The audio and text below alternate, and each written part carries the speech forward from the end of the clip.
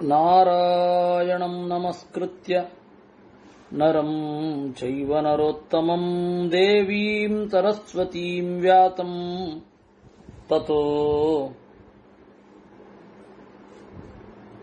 ಜಯಮುದೀರಯೇ ವಿಜಾನತಾಮವಿತ್ತಸ್ಯ ಮಧ್ವಸ್ಯ ಜಗತಿ ಗುರೋಃ ಪೂರ್ವಾಚಾರ್ಯಮಹಿಷ್ಠಾನಾಂ ಇಯಂ ಪ್ರಣತಿಮಾಲಿಕಾ ದ್ಯಾವಾ ಪೃಥಿವ್ಯೋಃ ಸಂಸರ್ಗಃ ಸತತಂ ವಿತತೈಕೃತಃ ಅವ್ಯವಚ್ಛಿನ್ನಧಾರೋಘೈಃ ಸಮುದ್ರೋಘಸಮೈರ್ಘನೈಃ. ದ್ಯಾವಾ ಪೃಥಿವ್ಯೋಃ ಸಂಸರ್ಗಃ, ಮಳೆ ಅನ್ನೋದು ನೆಲಮುಗಿಲುಗಳನ್ನು ಬೆಸೆಯುವ ಒಂದು ಸಂಧಿ. ದ್ಯಾವಾ ಪೃಥಿವ್ಯೋ ಸಂಸರ್ಗಃ ಸತತಂ ವಿತತೈಃ ಕೃತಃ. ನಿರಂತರವಾದ ಮಳೆಯಿಂದ ನೆಲ ಮತ್ತೆ ಮುಗಿಲುಗಳನ್ನು ಬೆಸೆದಾಯಿತು. ಗಂಧೈ ಕೋಲಾಹಲಾವಾಂತಿ ವಾತಾ ಮದನ ದೀಪನಾಹ. ಪಕ್ಕದಲ್ಲಿ ಮೆಚ್ಚಿದ ಹೆಣ್ಣಿರಬೇಕು ಎನ್ನುವಂತೆ ಪ್ರಚೋದನ ಮಾಡುವ ಗಾಳಿ ಎಲ್ಲ ಕಡೆ ಬೀಸ್ತಾ ಇದೆ. ಧಾರಾ ನಿರ್ಮಲ ನಾರಾಚಂ ವಿದ್ಯುತ್ ಕವಚ ವರ್ಮಿಣಂ ಶಕ್ರ ಚಾಪಾಯುಧಧರಂ ಯುದ್ಧ ಸಜ್ಜಮಿವಾಂಬರಂ. ಚೂಪಾಗಿ ಬೀಳುವ ಹನಿಗಳೆಂಬ ಬಾಣಗಳಿರುವ, ಮಿಂಚುಗಳೆಂಬ ಕವಚ ಇರುವ, ಶಕ್ರ ಚಾಪಾಯುಧಧರಂ ಕಾಮನ ಬಿಲ್ಲು ಎಂಬ ಬಿಲ್ಲನ್ನು ಹೊತ್ತಿರುವ, ಯುದ್ಧ ಸಜ್ಜವಾದ ವೀರನ ಹಾಗೆ ಅಂಬರ ಆಕಾಶ ಕಾಣ್ತಾ ಇದೆ. ಶೈಲಾನಾಂಚ ವನಾನಾಂಚ ದ್ರುಮಾಣಾಂಚ ವರಾನನ ಪ್ರತಿಚ್ಛನ್ನಾನಿ ಭಾಸಂತೆ ಶಿಖರಾಣಿ ಘನೈರ್ಘನೈಹಿ. ಬೆಟ್ಟಗಳ, ಕಾಡುಗಳ, ಮರಗಳ ಮೇಲೆ ಮೋಡಗಳು ಮುಚ್ಚಿ ಕಂಗೊಳಿಸ್ತಾ ಇವೆ. ಗಜಾನೀಕೈರಿವಾಕೀರ್ಣಂ ಸಲಿಲೋದ್ಘಾರಿಭಿರ್ಘನೈಃ ವರ್ಣ ಸಾರೂಪ್ಯತಾಮ್ಯಾತಿ ಗಗನಂ ಸಾಗರಸ್ಯ ಚ. ಆಕಾಶ ಮೇಲ್ಗಡೆ ಇದೆ, ಸಮುದ್ರ ಕೆಳಗಡೆ ಇದೆ. ಈಗ ಎರಡೂ ಕೂಡ ಬಣ್ಣದಿಂದ ಒಂದರಂತೆ ಇನ್ನೊಂದು ಕಾಣುತ್ತಾ ಇದೆ. ಆಗಸದಂತಹ ಕಡಲು, ಕಡಲಿನಂತಹ ಆಗಸ. ನೀಲಿಯಾದ ಬಣ್ಣವನ್ನು ಹೊಂದಿರುವ ಕಡಲು, ಕಪ್ಪು ಬಣ್ಣದ ಮೋಡವನ್ನು ಹೊಂದಿರುವಂತಹ ಆಗಸ. ಎರಡೂ ಕೂಡ ಸಮವಾಗಿ ಕಾಣುತ್ತಾ ಇದೆ. ಸಮುದ್ರೋದ್ಧೂತ ಜನಿತ ಲೋಲ ಶಾದ್ವಲ ಕಂಪಿನಃ ಶೀತಾ ಸಪೃತ ಶೋದ್ದಾಮಾಹ ಕರ್ಕಶಾವಾಂತಿ ಮಾರುತಾಹ. ಗಾಳಿ ರಭಸವಾಗಿ ಬೀಸ್ತಾ ಮೋಡಗಳನ್ನು ಹಾದು ಹೋಗ್ತಾ ನಮ್ಮ ತಲೆಯ ಮೇಲ್ಗಡೆಯೂ ಕಡಲಿದೆಯೋ ಎಂಬಂತೆ, ಅಲೆಗಳಿವೆಯೋ ಎಂಬಂತೆ ಭಾಸ ಆಗ್ತಾ ಇದೆ. ನಿಶಾಸು ಸುಪ್ತ ಚಂದ್ರಾಸು ಮುಕ್ತ ತೋಯಾಸು ತೋಯದೈಹಿ ಮಗ್ನ ಸೂರ್ಯಸ್ಯ ನಭತಃ ನವಿಭಾಂತಿ ದಿಶೋ ದಶ. ರಾತ್ರಿ ಚಂದ್ರ ಕಾಣಿಸ್ತಾ ಇಲ್ಲ. ಮೋಡಗಳು ಒಂದೇ ಸಮ ಮಳೆ ಬೀಳಿಸ್ತಾ ಇವೆ. ಬೆಳಗ್ಗೆ ಎದ್ರೆ ಸೂರ್ಯ ಇಲ್ಲ. ಹೀಗಾಗಿ ದಿಕ್ಕುಗಳೇ ಗೊತ್ತಾಗ್ತಾ ಇಲ್ಲ. ಚೇತನಂ ಪುಷ್ಕರಂ ಕೋಶೈಃ ಕ್ಷುಧಾದ್ ಮಾತೈ ಸಮಂತತಃ ನ ಘೃಣೀನಾಂ ನರಮ್ಯಾಣಾಂ ವಿವೇಕಂ ಯಾಂತಿ ಕೃಷ್ಟಯಃ. ತಾವರೆ ಅರಳುತ್ತಾ ಇಲ್ಲ, ಅರಳಿದರೂ ಪೂರ್ತಿಯಾಗಿ ಅರಳುತ್ತಾ ಇಲ್ಲ.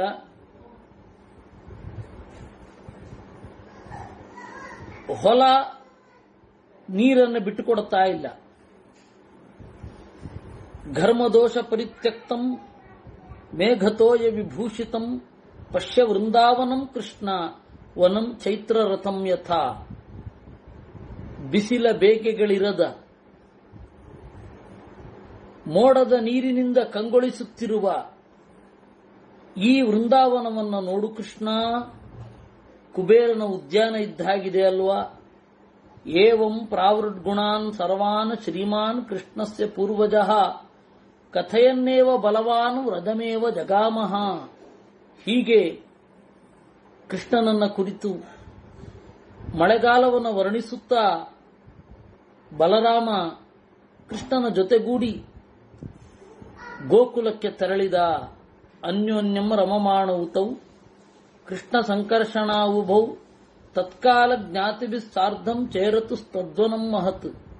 ಹೀಗೆ ಪ್ರಕೃತಿಯ ಚಲುವನ್ನ ಸವಿತಾ ಅವರು ಆ ಕಾಲವನ್ನ ವಿಹರಿಸಿದರು ಅನ್ನುವಲ್ಲಿಗೆ 10ನೆಯ ಅಧ್ಯಾಯ. ಮಕ್ಕಳಲ್ಲಿ ಈ ತರಹದ ಪ್ರಕೃತಿಯ ಎಚ್ಚರ ಎಷ್ಟು ಖುಷಿಯಾಗುತ್ತೆ. ವೈಶಂಪಾಯನ ಉವಾಚ ಕದಾಚಿತ್ತು ತದಾ ಕೃಷ್ಣೋ ವಿನಾ ತಂಕರ್ಚಣೇನ ವೈ ಚಚಾರ ತದ್ವನಂ ರಮ್ಯಂ ಕಾಮರೂಪಿ ವರಾನನಃ. ಒಮ್ಮೆ ಕೃಷ್ಣ ಬಲರಾಮ ಇಲ್ಲದಿದ್ದಾಗ ಕಾಡಿನಲ್ಲಿ ತಿರುಗಾಡಿದ ಅಂತೆ. ಸಾಂಗದೇನಾಗ್ರಹಸ್ತೇನ ತನ್ನ ಗೆಳೆಯರಿಂದ ಕೂಡಿಕೊಂಡು ಪೀತೆ ಪ್ರೀತಿಕರೇ ನೃಣಾಂ ಪದ್ಮಕಿಂಜಲ್ಕ ಸಪ್ರಭೆ ಸೂಕ್ಷ್ಮೇ ವಸಾನೋ ವಸನೆ ಸಂಸಧ್ಯೆ ಸಸಂಧ್ಯ ಇವತೋ ಯದಃ. ನೀಲಿ ಬಣ್ಣದ ಕೃಷ್ಣ ಬಂಗಾರದ ಬಣ್ಣದ ಬಟ್ಟೆಯನ್ನು ಉಟ್ಟಾಗ ಹೇಗೆ ಕಾಣಿಸ್ತಾ ಇದ್ದ ಅಂದ್ರೆ ಸಸಂಧ್ಯ ಇವತೋ ಯದಃ, ಸಂಜೆ ಕಾಲದ ಸೂರ್ಯನ ಬೆಳಕನ್ನು ಸ್ವಲ್ಪವಾಗಿ ಹೊಂದಿರುವ ಕರಿಮೋಡದ ಹಾಗೆ ಕಾಣಿಸ್ತಾ ಇದ್ದ. ವತ್ಸವ್ಯಾಪಾರ ಯುಕ್ತಾಭ್ಯಾಂ ಕರುವನ್ನು ಮೇಯಿಸ್ತಾ ತಿರುಗಾಡಿದ. ತಸ್ಯಾರ್ಜುನ ಕದಂಬಾಢ್ಯ ನೀಪಕಂದಲ ಮಾಲಿನಿ ರರಾಜ ಮಾಲಾ ಶಿರಸಿ ನಕ್ಷತ್ರಾಣಾಂ ಯಥಾ ದಿವಿ. ಅವನ ಗೆಳೆಯರು ಮತ್ತಿ ಮರದ, ಕದಂಬ ಮರದ, ನೀಪದ, ಕಂದಲ ಎಂಬ ಮರದ ಹೂಗಳಿಂದ ಮಾಲೆಯನ್ನ ಕಟ್ಟಿ ಕೃಷ್ಣನ 3 ಜಡಗಳಿಗೆ ಮುಡಿಸಿದರು. ಸತಯಾ ಮಾಲಯಾ ವೀರಃ, ಅದರಿಂದ ಬಹಳ ಕಂಗೊಳಿಸಿದ. ಏಕೇನ ಅಮಲಪತ್ರೇಣ ಕಂಠಸೂತ್ರಾವಲಂಬಿನ ರರಾಜ ಬರ್ಹಿ ಪತ್ರೇಣ ಮಂದ ಮಾರುತ ಕಂಪಿನ. ಎದೆಯ ಮೇಲೆ ನವಿಲುಗರಿ ಹಾಸಿತ್ತು. ನವಿಲುಗರಿಯನ್ನು ಎಲ್ಲಿ ಬೇಕಾದ್ರೂ ತೊಟ್ಕೊಳ್ಬಹುದಲ್ವಾ. ತಲೆಯ ಮೇಲೆ ಬೇಕಾದರೂ ತೊಟ್ಕೊಳ್ಬಹುದು, ಕೆಳಗಡೆ ಬೇಕಾದ್ರೂ. ಅದು ಅವನು ಕಾಡಿನಲ್ಲಿದ್ದಾಗ ಹಾಕ್ತಾ ಇದ್ದದ್ದು. ಆಮೇಲೆ ಅಪರೂಪಕ್ಕೆ ಹಾಕ್ತಾ ಇದ್ದದ್ದುಂಟು ದೊಡ್ಡವನಾದ ಮೇಲೆ. ಆದರೆ 70 ವಯಸ್ಸಿನ ಕೃಷ್ಣ ಗೀತೆಯನ್ನು ಹೇಳುವಾಗ ನವಿಲುಗರಿ ಇತ್ತು ಅಂತ ಹೇಳಲಿಕ್ಕೆ ಬರೋಲ್ಲ. ನಮಗೆ ಎಷ್ಟಾಗಿದೆ ಅಂದ್ರೆ 70 ವರ್ಷದ ಕೃಷ್ಣನಿಗೆ ತಲೆಗೂದಲು ಸ್ವಲ್ಪ ಹಣ್ಣಾಗಿರ್ತದೆ, ಗಡ್ಡ ಗಿಡ್ಡ ಎಲ್ಲ ಒಂದು ಸ್ವಲ್ಪ ಆದ್ರೂ ಬಿಳಿಯಾಗಿರ್ತದೆ. ಹಣ್ಣಾದ ಗಡ್ಡದ ಕೃಷ್ಣ ಗೀತೆಯನ್ನು ಹೇಳಿದ ಅಂತ ತಲೆಗೆ ಬರಲ್ಲ. ಒಂದೊಮ್ಮೆ ಕೃಷ್ಣ ಬಂದ್ರೆ ನಿನ್ ಕೃಷ್ಣ ಇರ್ಲಿಕ್ಕಿಲ್ಲ, ಹೋಗು ನವಿಲುಗರಿ ಹಾಕೊಂಡ್ ಬಾ ಅಂತಂದ್ರು ಅಂದ್ವೆ. ಯಾಕೆಂದ್ರೆ ತಿರುಪತಿಯ ಶ್ರೀನಿವಾಸ ಕೃಷ್ಣನ ಯೌವನ ರೂಪ, ಪಂಢರಾಪುರ ಮತ್ತೆ ಉಡುಪಿ ಕೃಷ್ಣನ ಬಾಲರೂಪ. ನಮಗೆ ಕೃಷ್ಣನನ್ನ ಹಾಗೆ ಕಲ್ಪಿಸಿಕೊಂಡೇ ಅಭ್ಯಾಸ, ನಾಟಕದ ಕಂಪನಿಗಳಲ್ಲಿರುವವ ಹಾಗೆ. ಅದರಿಂದಾಗಿ ಇದು ನಮಗೆ ಅರ್ಥವಾಗ ಕಂಠಸೂತ್ರಾವಲಂಬಿನ, ಕೊರಳಲ್ಲಿ ಒಂದು ದಾರವನ್ನ ಇಟ್ಟು ಎದೆಗೆ ಇಳುಬಿಟ್ಟಿಕೊಂಡಿದ್ದ ಅನ್ನೋದು ಅರ್ಥ ಆಗೋದು ಕಷ್ಟ ಇದೆ. ಕ್ವಚಿತ್ ಗಾಯನ್ ಕ್ವಚಿತ್ ಕ್ರೀಡನ್, ಹಾಡುತ್ತಾ ಕೆಲವೊಂದು ಕಡೆ ಆಡುತ್ತಾ, ಪ್ರಾಣವಾದ್ಯಂ ಶ್ರುತಿ ಸುಖಂ, ಎಲೆಯಲ್ಲಿ ಪೀಪಿ ಮಾಡಿ ಊತ್ತಾ ಓಡಿದ ಅಂತೆ. ಗೋಪವೇಣಂ ಸುಮಧುರಂ, ಬಹಳ ಇಂಪಾಗಿ ವೇಣುವನ್ನೂ ನುಡಿಸಿದ. ಯಾಕೆ ಅಂದ್ರೆ ಪ್ರಹ್ಲಾದನಾರ್ಥಂಚ ಗವಾಂ, ಹಸುಗಳು ಸಂತೋಷವಾಗಿರಲಿ ಅಂತ ಹೇಳಿ ಸಂಗೀತವನ್ನು ನುಡಿಸಿದ್ರು. ಗೋಕುಲೇಂಬುಧರ ಶ್ಯಾಮ ಚಚಾರ ದ್ಯುತಿಮಾನ್ ಪ್ರಭು ರೇಮೇ ಚ ತತ್ರ ರಮ್ಯಾಸು ಚಿತ್ರಾತು ವನರಾಜಿಷು.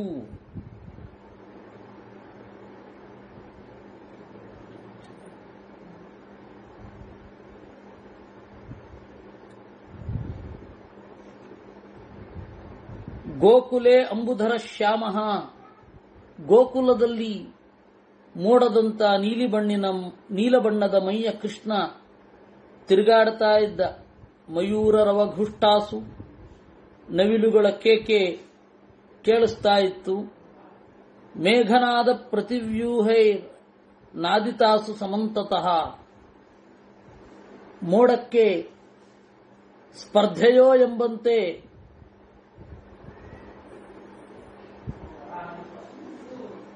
ನವಿಲುಗಳ ಕೇಕೆ ಕೇಳಿಸ್ತಾ ಇದೆ.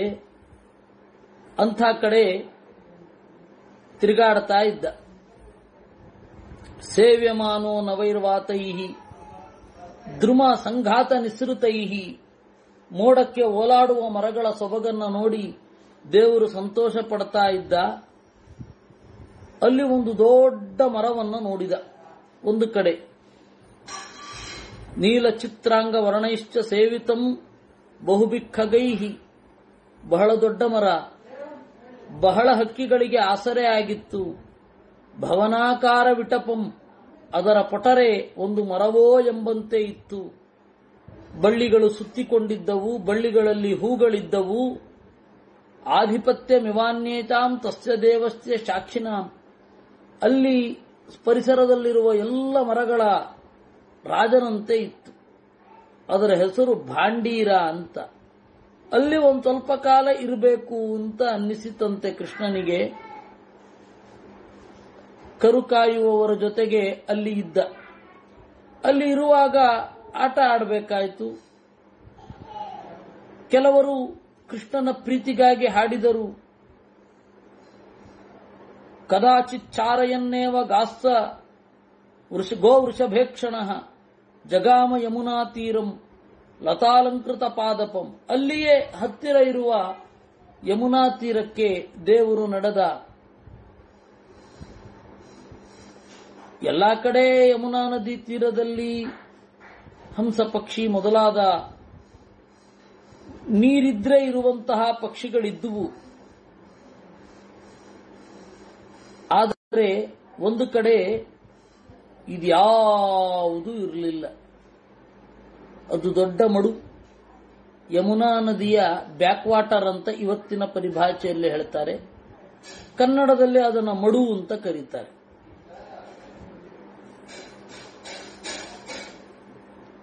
ನಿಷ್ಕಂಪಮಿವ ಸಾಗರಂ, ಅದು ಅಲೆ ಇರದ ಕಡಲಿನಂತೆ ಇತ್ತು. ದುಃಖೋಪಸರ್ಕ್ಯಂ ತೀರೇಶು ಸಸರ್ಪೈರ್ ವಿಪುಲೈರ್ ಬಿಲೈಹಿ, ಸುತ್ತಲೂ ಕೂಡ ಸರ್ಪಗಳ ಬಿಲ ಹುತ್ತ. ವಿಶಾರಣಿ ಭವಸ್ಯಾಗ್ನೇಹ ಧೂಮೇನ ಪರಿವೇಷ್ಟಿತಂ, ಅವುಗಳ ಉಸಿರು ಹೊಗೆಯಾಗಿ ಪರಿವರ್ತನೆಯಾಗಿ ಹುತ್ತಗಳೇ ಕೊತ ಕೊತ ಕುದಿಯುತ್ತಿದೆಯೋ ಎಂಬಂತೆ ನೋಡಿದ. ಅಭೋಗ್ಯಂ ತತ್ ಪಶೂನಾಂ ಹಿ ಅಪೇಯಂ ಚ ಜಲಾರ್ಥಿನಾಂ, ಯಾವ ಹಸುಗಳು ಹೋಗಿ ಅಲ್ಲಿ ಕುಡಿತಾ ಇಲ್ಲ. ಹಸು ಮಾತ್ರ ಅಲ್ಲ, ಆ ಕಾಡಿನಲ್ಲಿರುವ ಯಾವ ಪ್ರಾಣಿಗಳೂ ಕೂಡ ಅಲ್ಲಿ ನೀರನ್ನು ಕುಡಿತಾ ಇಲ್ಲ. ಅಪೇಯಂಚ ಜಲಾರ್ಥಿನಾಂ, ನೀರು ಬೇಕು ಅಂತ ಬಯಸುವ ಯಾವ ದಾರಿ ಹೋಕರು ಅಲ್ಲಿಗೆ ಹೋಗ್ತಾ ಇರಲಿಲ್ಲ. ದೇವತೆಗಳು ಸಮಂತಾದ್ಯೋಜನಂ ಸಾಗ್ರಂ, ತೀರ ಮರುಭೂಮಿಯಲ್ಲಿ ಕೆಲವೊಮ್ಮೆ ಪಕ್ಷಿಗಳು ಆ ರೀತಿ ಸನ್ಸ್ಟ್ರೋಕ್ ಆಗಿ ಬೀಳೋದಿದೆ.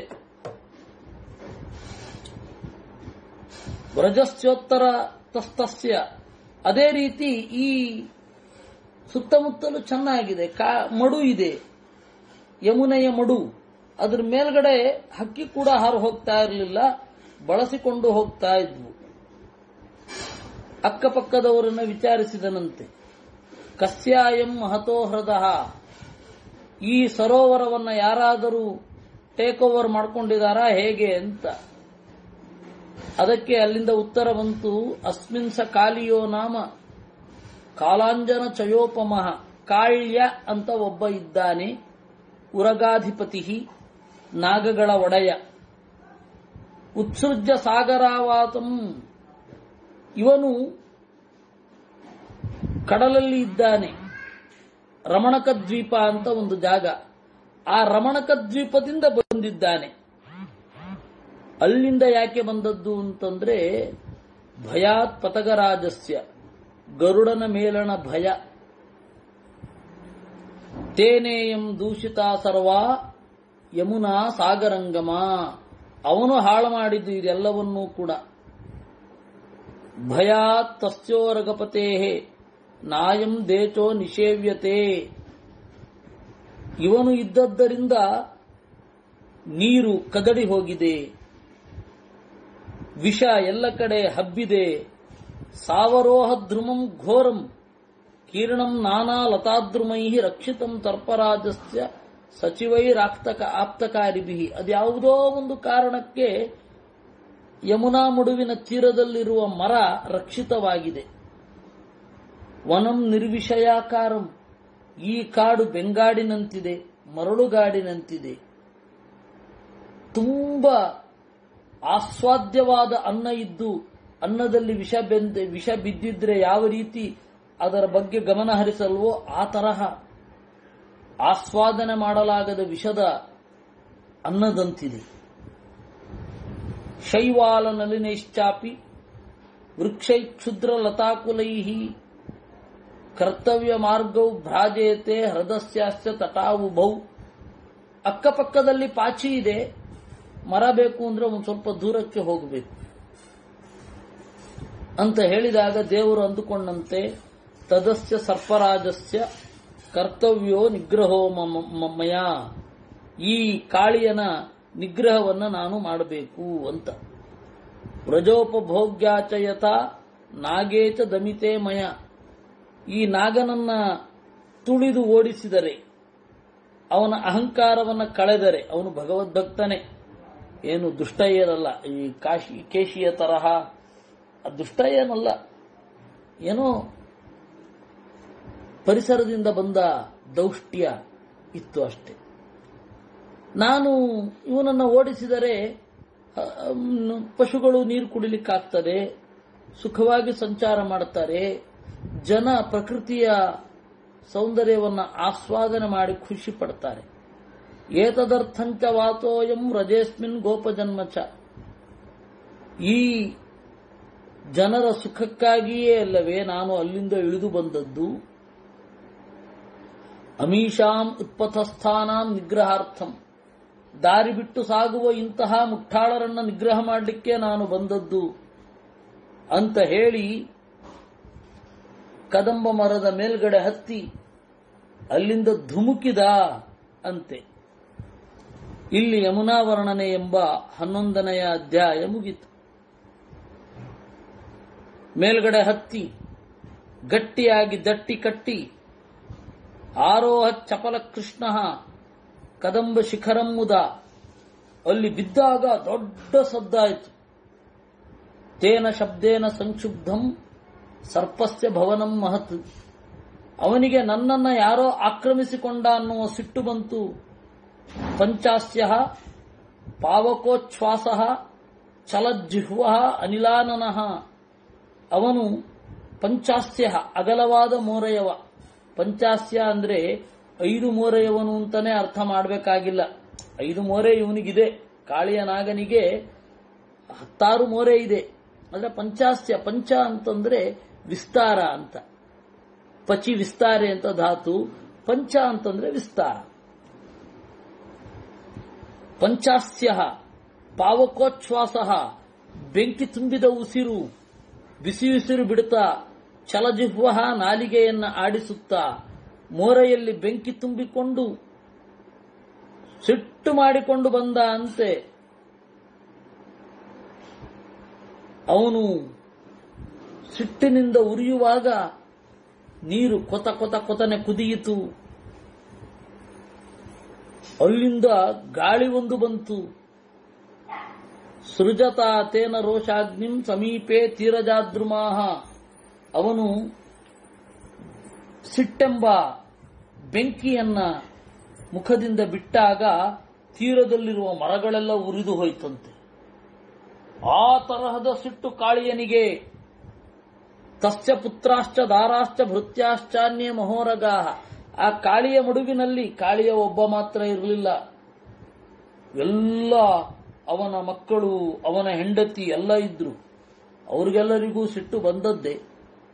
ವಮಂತಹ ಪಾವಕಂ ಘೋರಂ, ಬೆಂಕಿ ಉಗುಳುತ್ತಾ ಬಂದ್ರಂತೆ. ವಿಷದ ಹಲ್ಲಿನಿಂದ ಕಚ್ಚಿದರಂತೆ ಕೃಷ್ಣನನ್ನ. ಅಷ್ಟು ಹೊತ್ತಿಗೆ ಈ ಸುದ್ದಿ ದೂರದಲ್ಲಿರುವ ಗೋಪಾಲಕರಿಗೆ ಮುಟ್ಟಿತ್ತು. ಓಡಿ ಬಂದ್ರು. ಗೋಪ ಊಚುಹು ಏಷ ಮೋಹಂ ಗತ ಕೃಷ್ಣ ಮಗ್ನೋ ವೈ ಕಾಲಿಯೋ ಹೃದಯ ಧಕ್ಷತೆ ಸರ್ಪರಾಜೇನ ತದಾಗಚ್ಚತ ಮಾಚಿರಂ.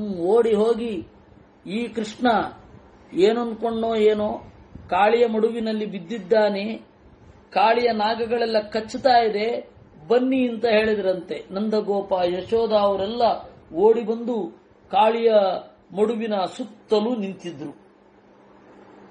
ಅವರೆಲ್ಲ ಅಳ್ತಾ ಇದ್ದಾರೆ.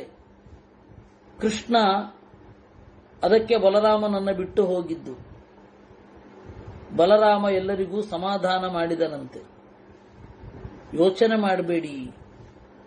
ಯಾಕೆ ಯೋಚನೆ ಮಾಡ್ತೀರಾ? ಆದರೆ ಅವರಿಗೆ ಅದು ಅರ್ಥವೇ ಆಗ್ತಾ ಇಲ್ಲ. ಸಂಕರ್ಷಣಸ್ತು ಸಂಕ್ರುದ್ಧ ಬಭಾಷೆ ಕೃಷ್ಣಮವ್ಯಯಂ. ಅಳುತ್ತಾ ಇದ್ದಾರೆ ಜೋರಾಗಿ ಎಲ್ಲರೂ. ಆಗ ಕೃಷ್ಣ ಹೇಳಿದ, ಇದು ಕೃಷ್ಣನಿಗೆ ಬಲರಾಮ ಹೇಳಿದ, ಕೃಷ್ಣ ಕೃಷ್ಣ ಮಹಾಬಾಹೋ ಗೋಪಾನಾಂ ನಂದವರ್ಧನ ದಮ್ಯತಾಮೇಶ ವೈ ಕ್ಷಿಪ್ರಂ ಸರ್ಪರಾಜೋ ವಿಷಾಯುಧ.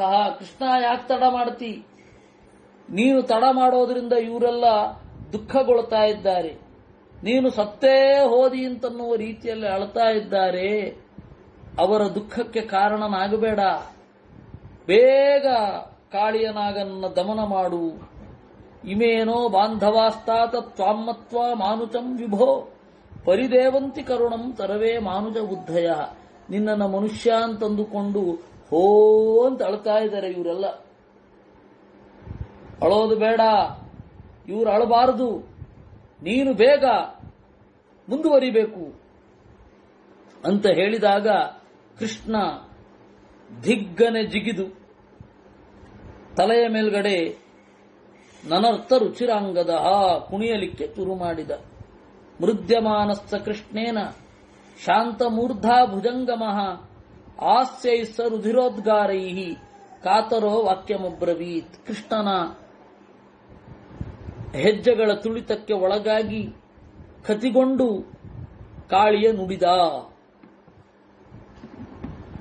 ಇದು ವಾದಿರಾಜರು ದೇವರು ನನರ್ಥ ಅಂತ ಹೇಳಿದ ಮೇಲೆ ಅದಕ್ಕೆ ಪಕ್ಕವಾದ್ಯಗಳಿರಬೇಕು ಅಂತ ಅವರು ರುಕ್ಮಿಣೀಶ ವಿಜಯದಲ್ಲಿ ಹೇಳಿದರು.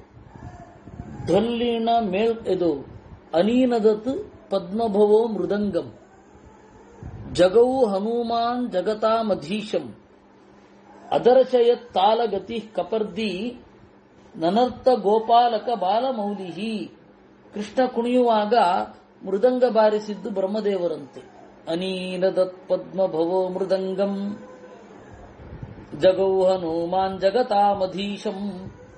ಹನುಮಂತ ಹಾಡಿದ್ದಂತೆ. ಅದರ್ಶಯತ್ ತಾಲಗತಿ ಕಪರ್ದಿ. ಸದಾಶಿವ ತಾಳವನ್ನ ತೋರಿಸಿದ್ದು ನನರ್ಥ ಗೋಪಾಲಕ ಬಾಲಮೌಲಿಹಿ ಅಂತ. ಅದರ ನೇರವಾದ ಅನುವಾದವನ್ನ ಕನಕದಾಸರು ಮಾಡಿದ್ರು.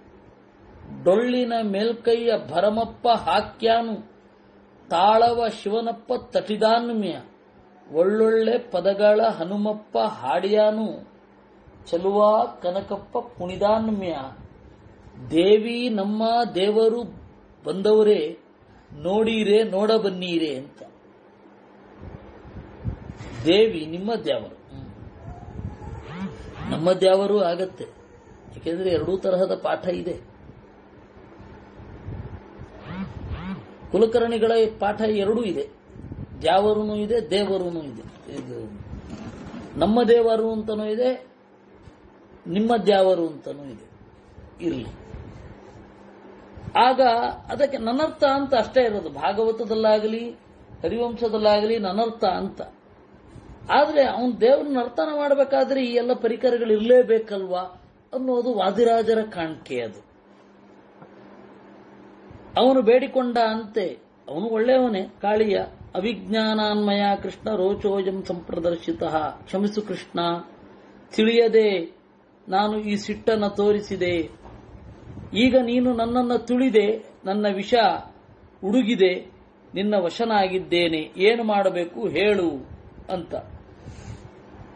ಆಗ ಕೃಷ್ಣ ಹೇಳಿದ, ತವಾಸ್ಮಿನ್ ಯಾಮುನೇತೋಯೇ ನೈವ ಸ್ಥಾನಂ ದದಾಮ್ಯಹಂ.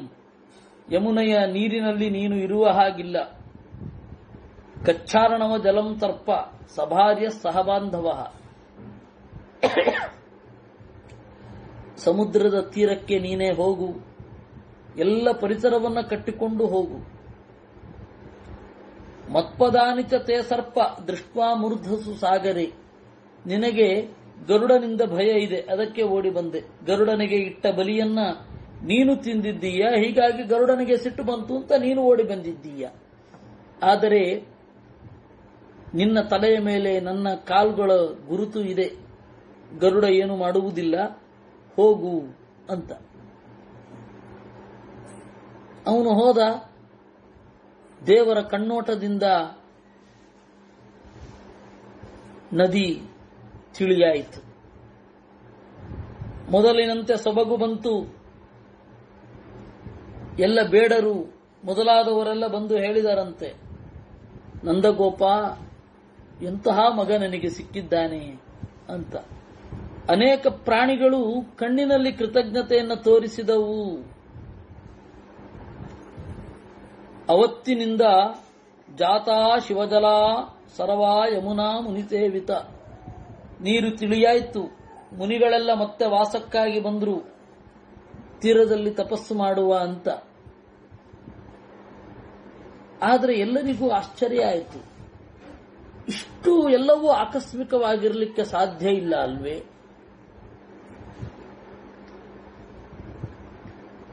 ಇದು ಇಷ್ಟು ಆಕಸ್ಮಿಕವಾದ ಸರಮಾಲೆ ಆಗಲಿಕ್ಕೆ ಸಾಧ್ಯ ಇಲ್ಲ. ನೀನು ಯಾರು?